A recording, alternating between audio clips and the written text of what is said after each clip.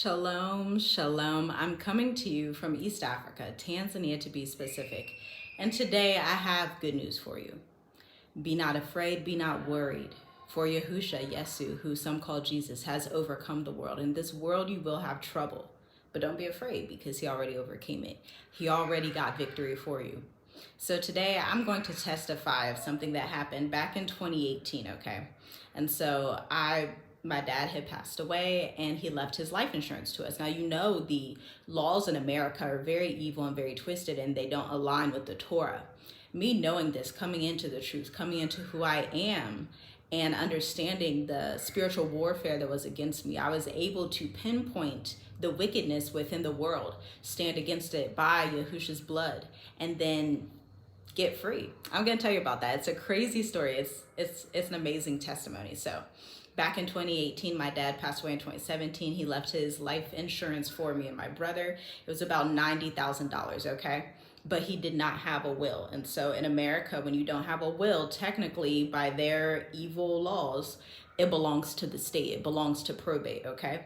But we already had the life insurance paid out to us because obviously his job can see where his children, verify all that, and then they release it. So there was this lawyer that was doing some of the probate court, right? And he's like, no, actually that was not supposed to go to you by their evil laws, right? By their evil laws, that's supposed to go to the court so that America can own everything, so that the institution itself can own things that are designated for the children, for their inheritance. And so this is when I'm coming into the truth, really learning about the Bible, learning about his laws, learning about what he says is right, not what the world says is right. And so I'm studying Torah, and I'm studying inheritances, and I'm studying these things out to understand what Yah says, what the Most High says about things. And so in the Torah, it says when a man dies, his land goes to his children. It'll usually go to the firstborn son, and then if he has daughters, it will go to them as well, so that the nation can be established, so that the inheritance can stay with the nation. Because the Most High, he is a Most High of intention and of nation building, of giving an inheritance. That's the whole idea of Abraham, who is the father of faith to Abrahamic religions, right? And so this is the whole idea of I'm going to increase your seed, you're going to be blessed, beyond blessed, and your seed is going to be like the stars of heaven, and I'm going to allow them to inherit this land. That was Yahuwah's promise to Abraham, okay? And so you can see just from that story how important rightful inheritance is to the Most High. And so I begin to understand this. And so the lawyer, he's drawing us out. He's trying to get us in court. He's trying to trip up our steps and make a net for us, right? This is a lawyer that I hired that's supposed to be helping me with the process. And instead he turns, right, and tries to get us wrapped up in some kind of whatever he had planned. And you know what I did coming into the truth? I called on Yahuwah. I called on the Most High. And I said, Father, this is what your law says in Torah, that the inheritance is for the children. So these laws that are in America are unrighteous and they're wicked, and I don't believe in them. In fact, I believe that you're going to turn this around so that your laws and your right ruling would come to pass. Okay, so this is $90,000, right? And so we're going to court. I'm going to court because I'm the oldest. My brother was younger at the time. He was a teenager. And so I was the head over everything, right? And so being that I'm the adult between me and my brother, I go to the courtroom. And before going to the courtroom, I had prayed specifically. Y'all want to write this down, because if you are up against evil laws, this is going to free you. You're going to want to read Psalms 37, Psalms 38, 39, 41, and 42. Okay, these are the warfare prayers that I prayed, those Psalms, especially Psalms 42. And after that, so I was praying for about a time span of 2 weeks before the court day. I think it was maybe 2 or 3 weeks. I don't think a month went by, but I just keep praying. I keep reading scriptures. I'm praying because I understand the Most High's principles and his laws. I understand that our Elohim, our strong power, is not the strong power of the world, and that the laws in the world are wicked and against his right ruling. And I know the Most High, above all things, he puts his name and then his word, right? That's it. That's the Most High. And so I go in the courtroom, and y'all will not believe what happened. I don't know what's going to happen when I'm stepping into this courtroom. I'm like, well, I have to go. But I don't know what's going to happen. But what I do know is that the Most High, this is not righteous in his eyes. I don't know what's going to happen. So I step in, go downtown, Columbus, Ohio. Go in the elevator. I have butterflies in my stomach. I'm like, I don't know what this is going to be like. They're trying to trap my footsteps. This is crazy. I don't know what to do. And so I walk in the courtroom. I stay in the courtroom where the judge and I are the only ones there, and my mom was with me. We were the only ones in the room. The other lawyer who's accusing me, right? And we know who the accuser of the brethren is. It's crazy how these things can manifest in the physical, to where the accuser of the brethren comes as a physical human, right? Because he has to use an actual person to do his wicked, evil agendas that don't work in the first place. And so I'm waiting for this accuser to come in the room. And guess what, y'all? Guess what? Drop down below what you think happened. The accuser of the brethren never comes in the room. This lawyer that was bent against me to accuse me for having my father's inheritance, accuse me and my brother for having our father's inheritance, because they thought it should belong to them. But that's not what Torah says. That's not what Yahuwah says.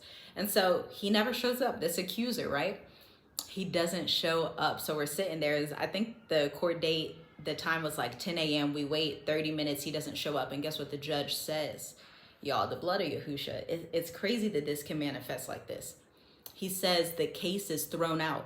Now, what does that remind you of? Yahusha being the advocate in heaven, where the devil is trying to accuse you and lay trapping snares for you and trying to do all of these things, right? And Yahusha says, no, I'm the advocate.